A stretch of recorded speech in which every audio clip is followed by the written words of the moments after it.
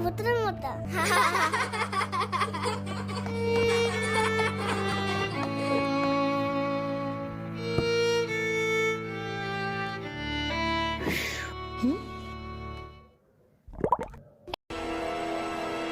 আমার নাম মাহাদি।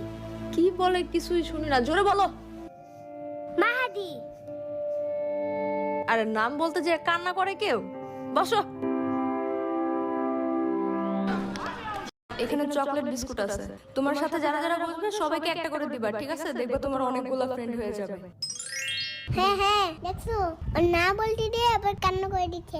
বলো, ওর মাথায় চুল নাই, দেখছো টাকা?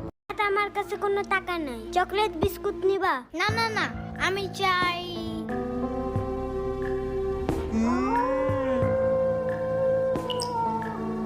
তোমার টাকু মাথায় আমার গালটা ঘষতে চাই। তর্ক করে মুখে মুখে না, তর্ক কি নিয়ে হয়েছে? এটাকে রাবার না বলে ইরেজার বলছে তাই? আবু আপনার হেডসেট ডাকি। সিরিয়াসলি আমার সাম্বা অনেক টিপকা, প্রয়োজন কিনা তো দূরের কথা, কয়টা ললিপপ কিনা রাখছে এটাই অনেক। সাম্বা আবার কি?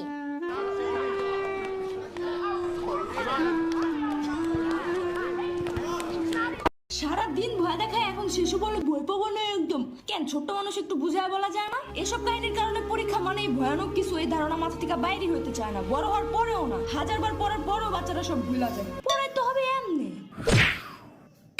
এদিকে দাঁড়ায় দাঁড়ায় বয়ানবাজি করতেছে, কালকে পরীক্ষা, চিন্তা আছে কোনো? মদন কোন দোস্ত দেখছো স্যারের কত স্টুডেন্ট? ধর যদি 30 জন ওনারে 2000 করে বেতন দেয়, তাহলে এক মাসে কত হয়? 60,000 টাকা। ওরে বাবা। আরে হ্যাঁ, টুকাই ঘুমতন লাগলে কি হবে? হ্যাঁ, টাকা আছে ভালো। আরে এটা তো কিছুই না, গোসাই স্যারের স্টুডেন্ট কয়টা তা জানোস? হ্যাঁ, 3টা কোচিং আছে।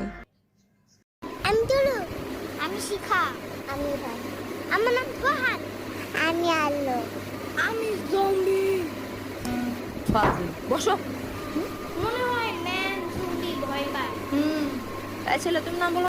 শুনেন, আমি আপনাকে প্রতিদিন একটা করে ললিপপ দিব যদি আপনি আমাদের বকা না দেন।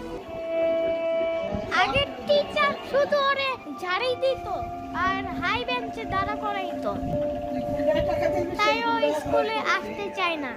আরো না আসলে আমার সব সময় ঘুম আসে, আর শুধু ঘুমাইলে আমি পড়বো কখন? Okay deal. Really, thank you so much.